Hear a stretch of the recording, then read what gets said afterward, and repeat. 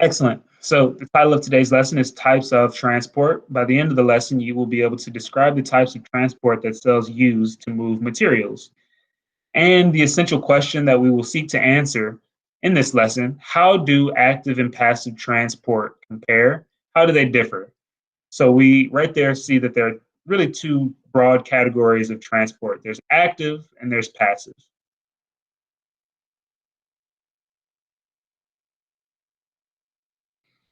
So I'm giving folks time to write down the title, the date, the objective, the EQ, whatever they choose to write down at the beginning of their notes, and then we will move on.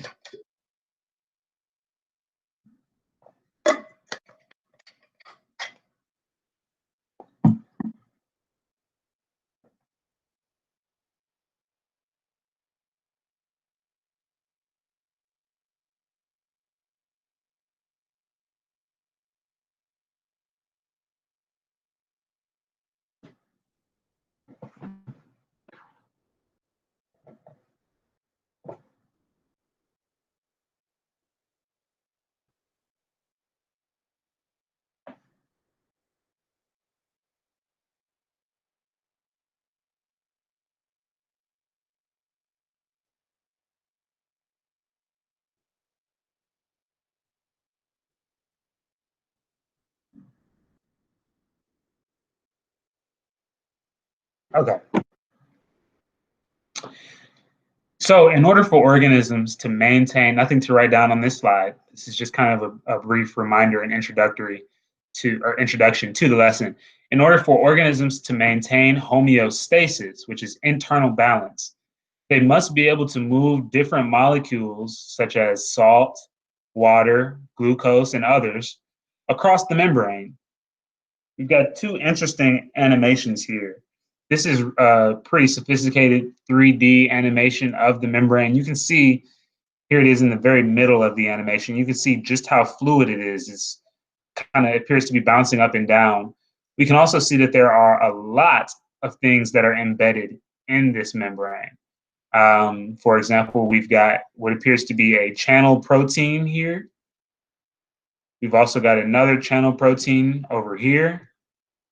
We've got these carbohydrate chains that are sticking out of the membrane that are really there for identification purposes. We've got all these things swimming around on the inside and on the outside of the cell. So these are pretty complicated structures. But this image on the right, this animation on the right, summarizes in a much more simple way what's really taking place with these membranes. You can see that here, these small substance, and that looks like it might be CO2, the blue small substance with the white dots surrounding it, it's able to fit through the membrane without any help. But those green substances, whatever that may be, is not able to get through the membrane because it's too big and it might be polar, so it's going to need the help of some sort of tunnel or a channel protein to get through this membrane. So the first type of transport, the first general type of transport that we mentioned is passive transport. So you should write down what's highlighted in yellow on this screen. Passive transport is the movement of molecules with the concentration gradient. So it's from a high concentration to a low concentration. This process is very much like rolling down a hill. If you were to be at the top of a hill and just lay down and cross your arms, eventually gravity would start pulling you down the hill and you'd accelerate down the hill, and it wouldn't take any energy on your part. Passive transport is very, very similar to that. There is no energy required, and the substances just simply move from the area of a high concentration to the area of a low concentration. No energy involved. And this is why we call it passive. No energy.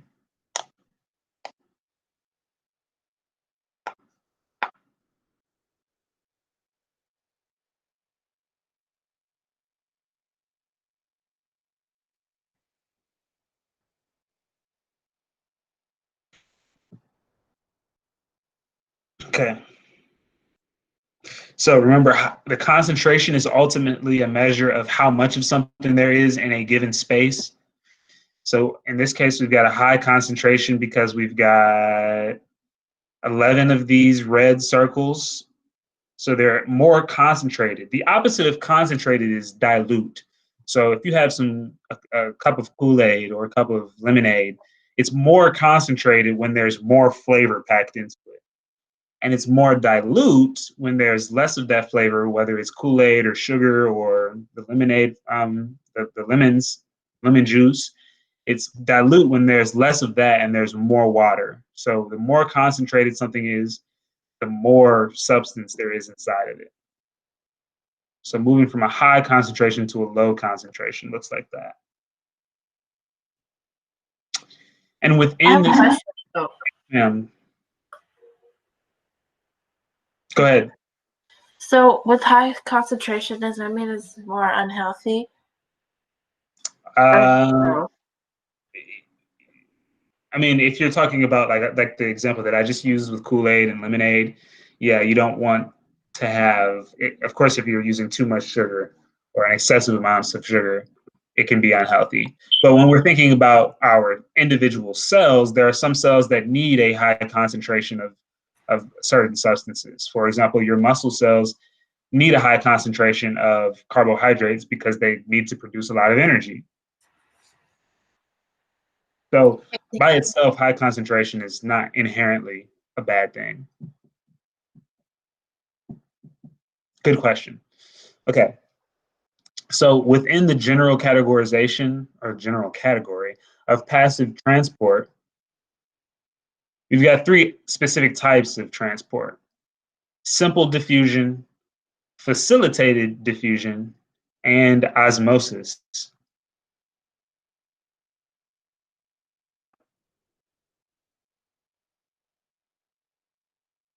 So you should again write down the things that are highlighted in yellow. Simple diffusion is the movement of molecules through the membrane without any help from channel proteins. So these are the small nonpolar molecules like carbon dioxide, oxygen, and nitrogen that can move through the membrane easily.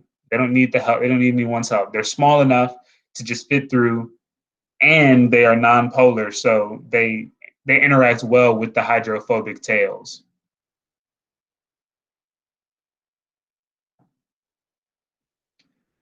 Facilitated diffusion, on the other hand, is called facilitated because it needs help. It needs something to facilitate the movement. And so it gets that help from typically a channel protein.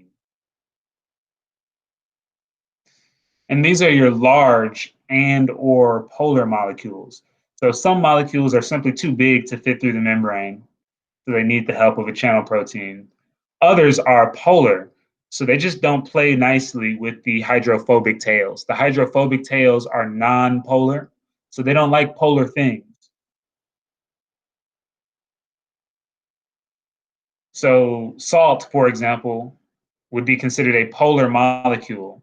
So even though NaCl is really, really small, it's just two atoms, it's polar, meaning it's made up of it. Well, don't worry too much about what polar means, but salt, NaCl, is polar, so it doesn't interact well with the hydrophobic tails.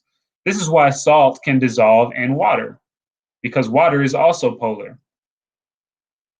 But you can't dissolve salt in oil, nor can you dissolve oil in water. They don't mix because oil is nonpolar.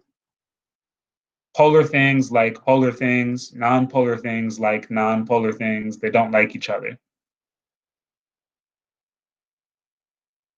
And lastly, we've got osmosis.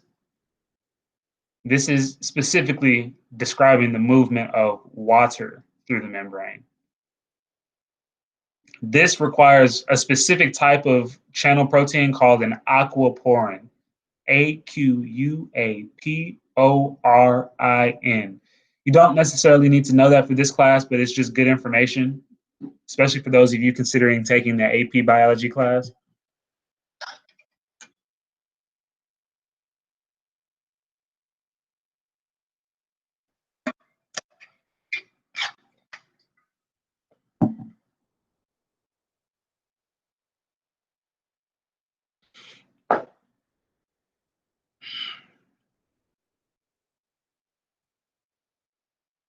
So, I wasn't good writing.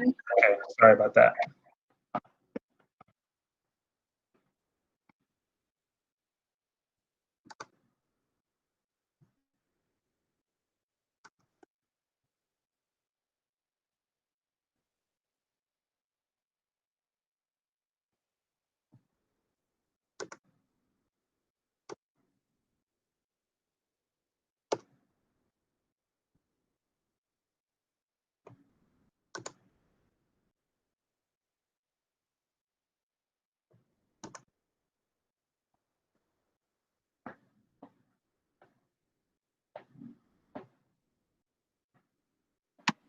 Okay.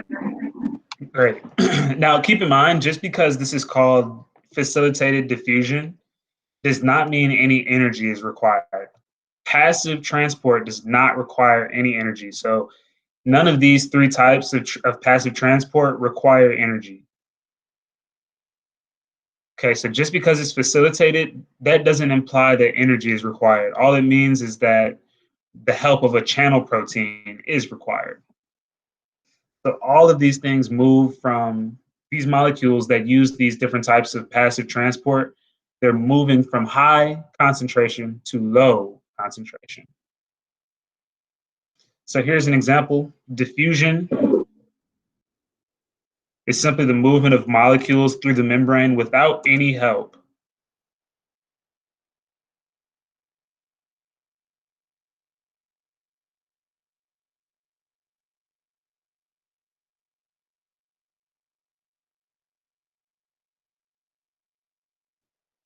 Facilitated diffusion requires the help of this channel protein, which we can see here looks kind of like a hot dog bun or a hamburger bun, but it moves things from one side of the cell to the other. Now you can also see down here at the bottom, we've got high concentration and low concentration. So these molecules are moving from areas of high concentration to areas of low concentration. That's passive transport.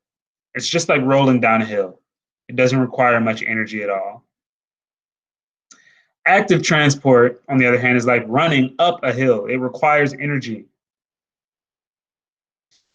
And it requires energy because naturally substances do not want to move from areas of low concentration to high concentration. That just goes against their natural inclinations.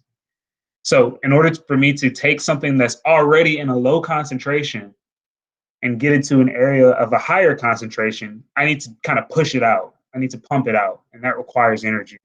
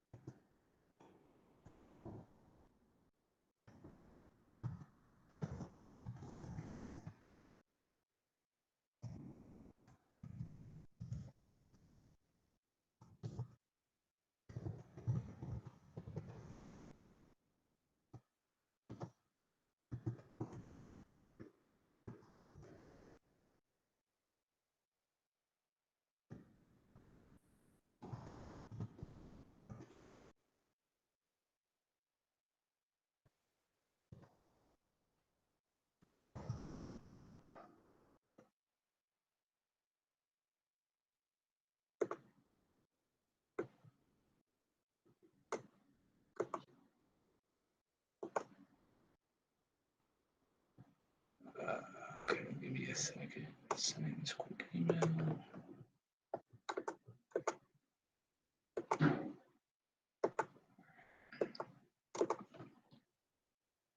So again, the energy that's required to move these molecules comes in the form of ATP.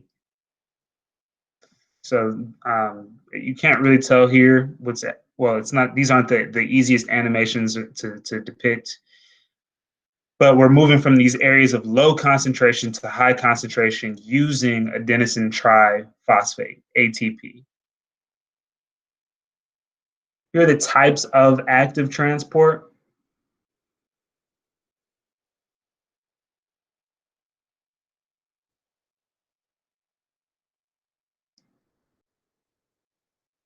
A sodium potassium pump. This is very, very important, especially for our neurons. This is how our nerve cells communicate to one another. So this is happening very, very quickly, constantly in our bodies. Cells use active transport to excrete toxins. They also use active transport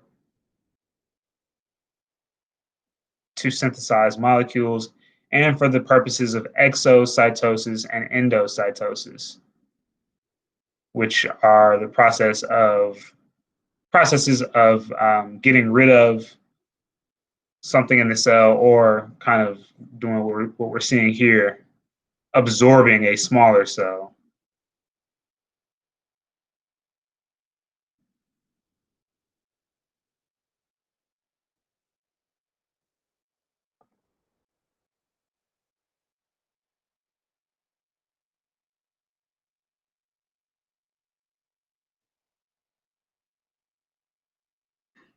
All right.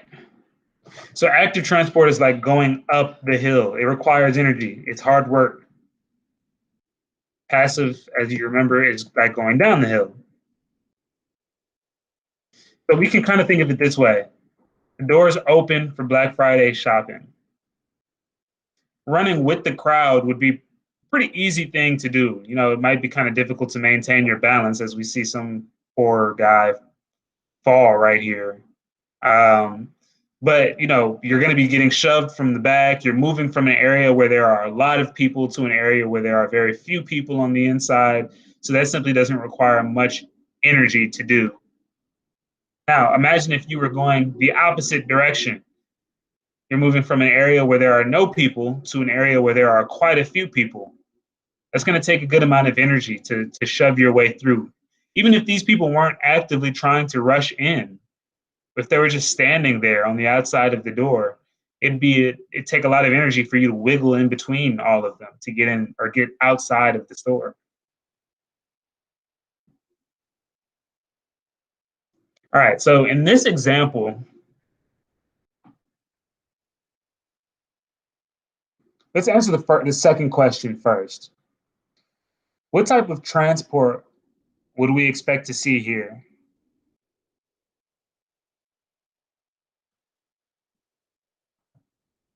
What type of transport would we expect to see with these molecules?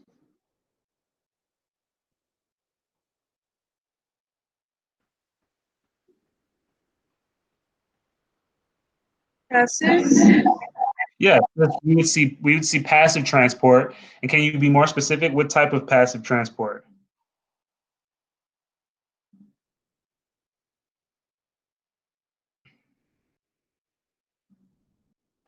Simple diffusion. Good, simple diffusion. Yeah.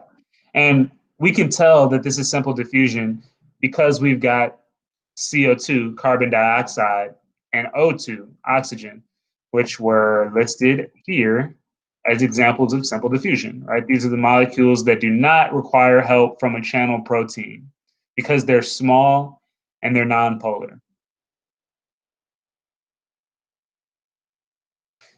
That's the answer to the second question. This would be simple diffusion. Now, the first question asks how would the molecules have to move in order to reach equilibrium? So if we focus on CO2, on carbon dioxide, would carbon dioxide flow into the cell to reach equilibrium, or would it flow out of the cell to reach equilibrium?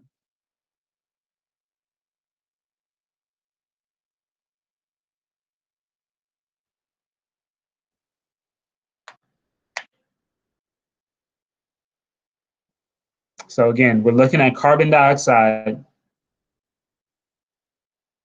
We've got a certain amount of carbon dioxide on the inside of the cell, and we also have a certain amount on the outside of the cell, but they're not at equilibrium currently. So in order to establish equilibrium, would the carbon dioxide on the inside need to leave, or would the carbon dioxide on the outside need to enter? Some need to leave the cell. Good. We've got 4 carbon dioxide molecules on the inside of the cell and only 1 on the outside of the cell, which means that in order for equilibrium to be established here, some of the carbon dioxide on the inside of the cell is going to need to leave. It will move through simple diffusion outside of the cell. What about for oxygen? What's going to happen with the oxygen?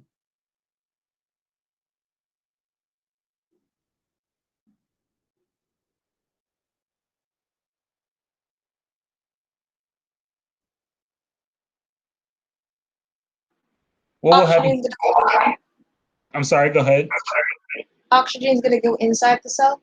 Good. We're going to watch oxygen move inside of the cell because we only have 2 oxygen molecules currently inside of the cell, but we have 5 on the outside of the cell. All right, so these oxygen molecules on the outside are in a higher concentration. So they're going to need to flow to the inside of the cell to establish an equilibrium. Now, I'm going to push you all a little bit because you're my honors class. I'm going to push you all a little bit to think about this. I've got 1, 2, 3, 4 carbon dioxide on the inside of the cell, and I've only got 1 on the outside. So let's say I take one of these carbon dioxides and I put it on the outside. Maybe this will be easier if I drew it. Give me a second.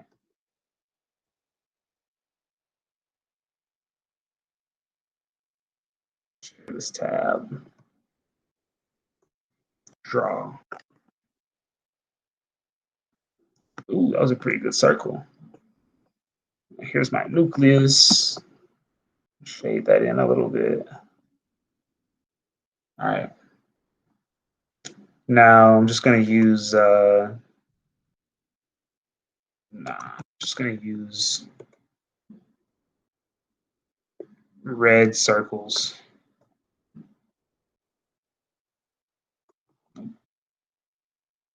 Select, copy, paste, paste, paste. So let's imagine that these red cells are these red circles are my carbon dioxide.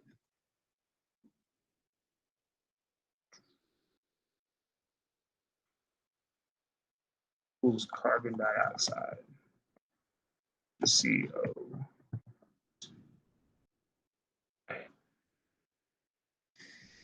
So don't pay too much attention to this one.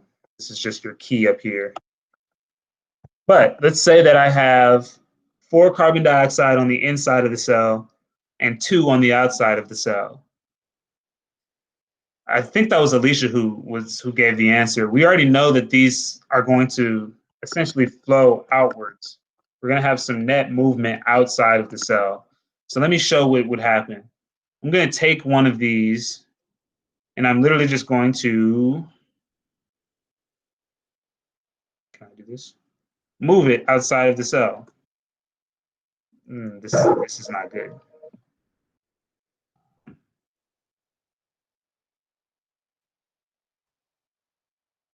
All right, let's start with 4 and 3.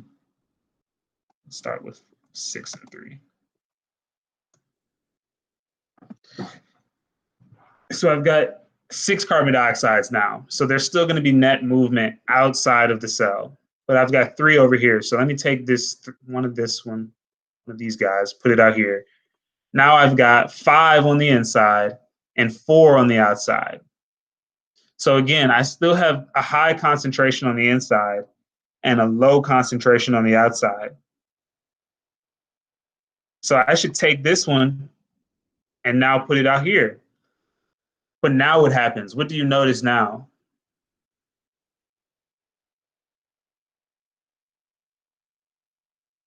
What do you notice about the concentration now?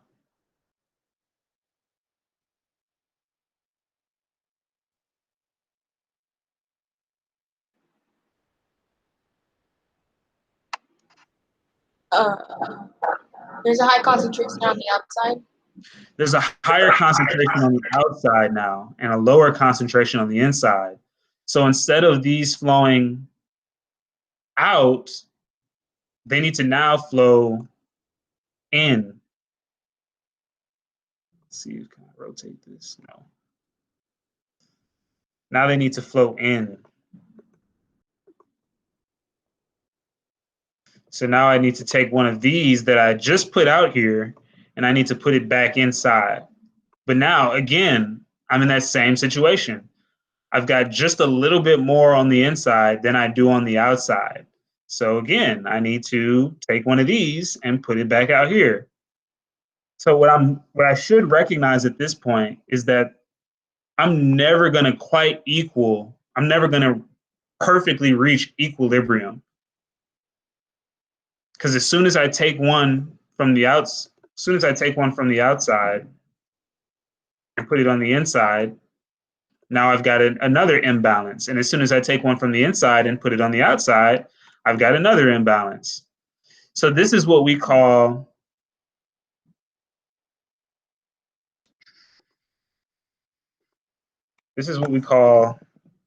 dynamic. That's a D, by the way, as in dad. This is what we call dynamic equilibrium.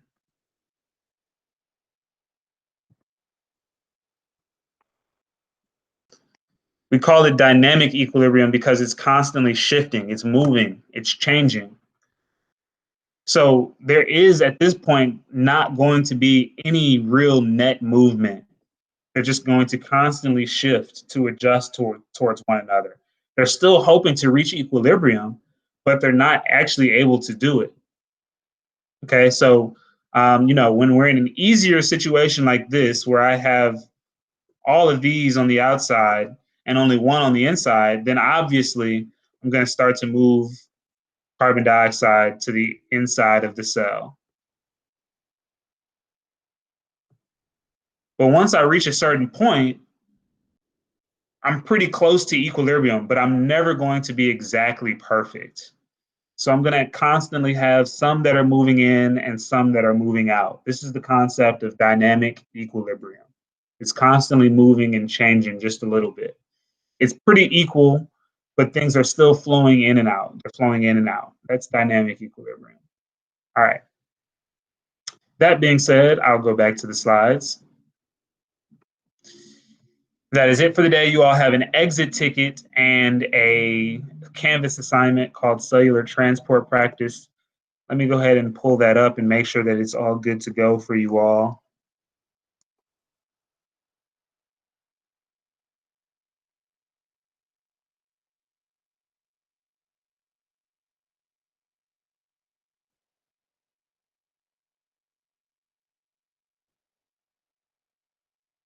So you'll scroll down to Unit 4, Day 4, Cellular Transport Practice.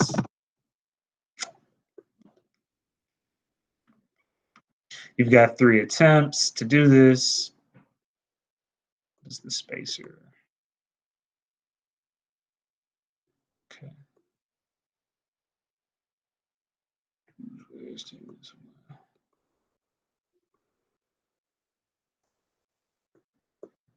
It's looking pretty good.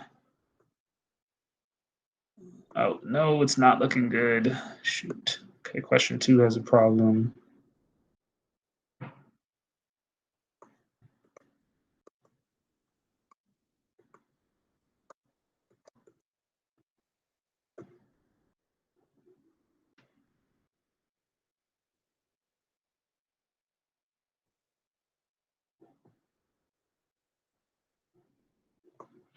Question 11 has 11, 12. 2, 11, 12, 2, 11, 12. All right. So questions 2, 11, and 12 have some issues. So I'm going in to fix them now. Be patient with me. Okay.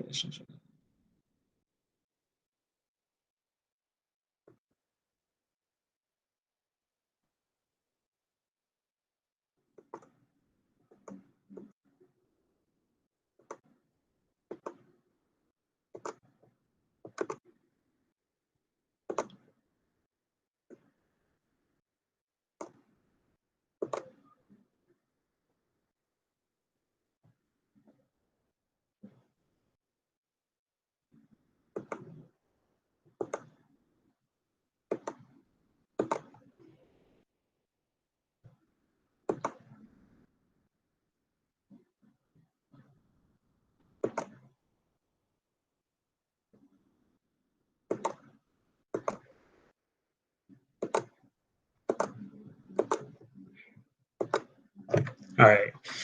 It's edited now, so the brief quiz should be good to go.